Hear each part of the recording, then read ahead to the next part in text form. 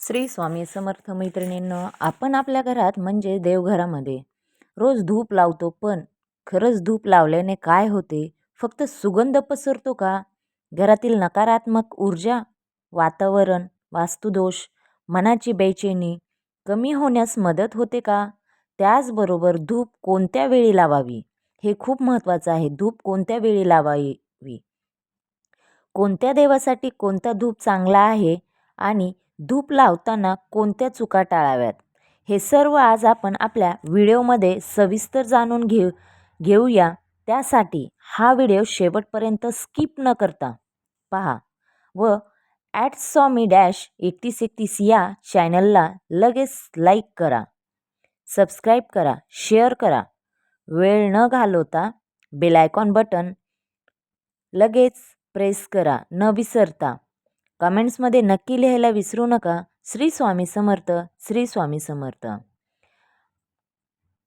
Bell icon button न विसरता लगेच प्रेस करा, कारण नवीन माहितीसाठी, तुम्हाला नवीन अपडेटसाठी, नवीन काही तुम्हाला माहिती हवी असेल तर त्यासाठी नोटिफिकेशनसाठी बेल आयकॉन बटन प्रेस करायला विसरू नका.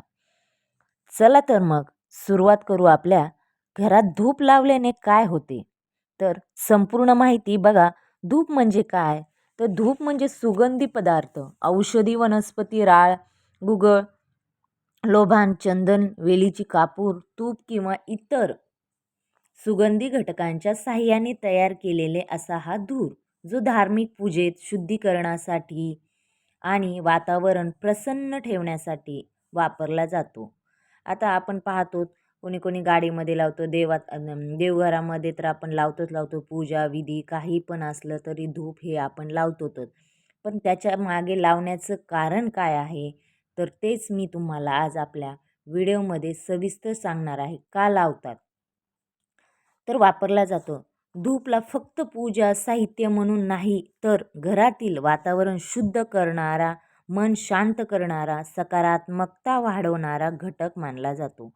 आता फक्त आपण देवासमोर लावतो म्हणजे फक्त तेवढ्यासाठीच त्याचा उपयोग होत नाही, तर घरातील शुद्धीकरणासाठी देखील त्याचा उपयोग होतो.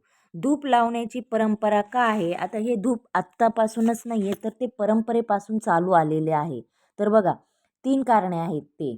ते म्हणजे धार्मिक कारण असे आहे की धूपचा सुगंध देवतांना प्रिय मानला जातो.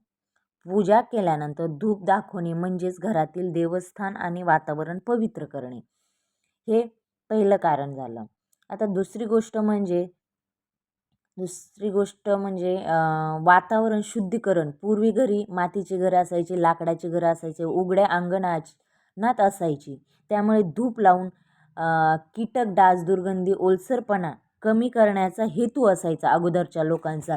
धूप लावायचे तेव्हा अगरबत्ती देखील लावायचे, कारण तेव्हा खूप कीटकनाशक असायचे, डास हे ते जाण्यासाठीचा हा एक उपाय म्हणून अगोदरचे लोक लावत असत. दुर्गंधी असेल, ओलसरपणा असेल, तो कमी करण्याचा हेतू असत. अशी एक परंपरा असते. तिसरी गोष्ट म्हणजेच मानसिक शांतता. धूपचा सुगंध मनाला शांत करतो, ताण कमी करतो, मदत होते. आपल्या घरात धूप लावल्याने काय फायदे होतात, तर बघा, घरातील जे वातावरण प्रसन्न होते, त्याचबरोबर नकारात्मकता कमी होण्यास मदत होते. असे धार्मिक श्रद्धेनुसार धूप लावल्याने वाईट शक्ती, नकारात्मकता, नजरेचा जो त्रास आहे, नजर बाधा वगैरे कमी होण्यास मदत होते. धूप लावल्याने घरातील पूजा अधिक पवित्र वाटते. त्याचबरोबर मन शांत राहण्यास देखील मदत होते. घरातील ओलसरपणा, दुर्गंधी कमी करण्यास मदत होते. त्याचबरोबर कीटक कमी होण्यास मदत होते आणि आपले देवघर आणि संपूर्ण घर शुद्ध केल्याची भावना निर्माण होते. खरे तर धार्मिक दृष्टिकोनातून पाहायला गेलं तर धूपचे महत्त्व पाहण्यास गेलो तर हिंदू धर्मात धूपला पूजेमधील महत्त्वाचा भाग मानला जातो. कारण आपल्या धार्मिक हिंदू धर्मामध्ये पूजेमध्ये अगोदर जसं दीप, नैवेद्य वगैरे असतो, त्याप्रमाणे आपल्याला धूपचा देखील खूप मोठ्या प्रमाणावर त्याचा देखील खूप मान असतो. पंचोपचार किंवा षडोपचार पूजेमध्ये गंध, पुष्प, धूप, दिवा नैवेद्य यांची समावेश असतो. धूप अर्पण करणे म्हणजेच देवासमोर सुगंध पवित्रता अर्पण करणे. वास्तुशास्त्रानुसार धूप कुठे फिरवावा तर मुख्य दरवाजा, देवघर, हॉल, स्वयंपाकघर, बेडरूमच्या बाहेरचा भाग, घराचे कोपरे आणि खिडकीजवळ बाल्कनीतील भाग अशा ठिकाणी तुम्ही दीप फिरवू शकतात. सर्वात महत्त्वाच्या धूप लावण्याची योग्य वेळ बघा. तुम्ही दुपारी लावताल, कधी पहाटे लावताल, संध्याकाळी झाल्यानंतर म्हणजे दिवस मावळता नाही पण त्याच्यानंतर लावताल तर ते जमणार नाही. धूप लावण्याची पण एक महत्त्वाची वेळ असते. कोणती तर बघा, सकाळी स्नान झाल्यानंतर देवपूजेनंतर धूप लावणे शुभ मानले जाते. यामुळे दिवसाची सुरुवात कशी प्रसन्न व शांत होते. नंतर तुम्ही संध्याकाळची वेळ धुपेसाठी सर्वात महत्त्वाची आहे. लक्ष्मी यायच्या टायमिंगला जेव्हा आपण दिवाबत्ती करतो, सूर्यास्तानंतर दिवा लावून नंतर धूप लावावा. घरातील वातावरण शांत पवित्र राहते. धूप लावताना घेताना कोणत्या चुका टाळाव्यात? आता बघा, आपण धूप घेतो नाही, हे खूप वासाचं, हे लय भारी आहे असं वगैरे करून घेऊ नका. कारण कोणत्या चुका टाळाव्यात तर खूप केमिकल असलेलं धूप वापरू नये. बंद म्हणजे खूप केमिकल आहे, खूप सुगंध आहे असे धूप घेऊ नका. त्याचबरोबर जे धूप लावणार आहात ते बंद खोलीत धूप लावू नये. गॅसजवळ नाही, आपण खिडकीत लावतो तिथं पडदा असेल अशा ठिकाणी लावू नका. त्याच्यामुळे काही पण अपघात होण्याची शक्यता असते. कारण पडद्याजवळ ठेवलं, हवा आली, धूपला लागली, तिथे जाळ लागू शकतो. लावायचं नाही.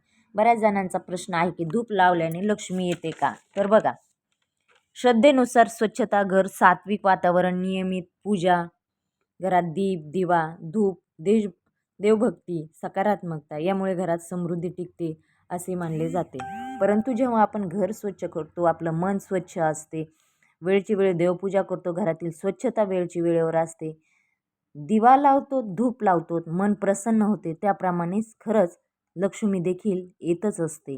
त्यामुळे लक्ष्मी येते की नाही असं मनात बिलकुल आणू नका. लक्ष्मी बरोबर येते. घर स्वच्छ असेल, मन स्वच्छ असेल, सकारात्मक विचार असतील तर नक्की धूप लावल्याचे फायदे हे नक्की होतात. घरातील वातावरण हे प्रसन्न राहते. अशा प्रकारे आजचा जो व्हिडिओ आहे, जर तुम्हाला आवडला असेल तर नक्की लाईक करा, शेअर करा, सबस्क्राईब करा आणि बेल आयकॉन बटन प्रेस करायला विसरू नका. कॉमेंट्समध्ये नक्की लिहा. श्री स्वामी समर्थ, श्री स्वामी समर्थ.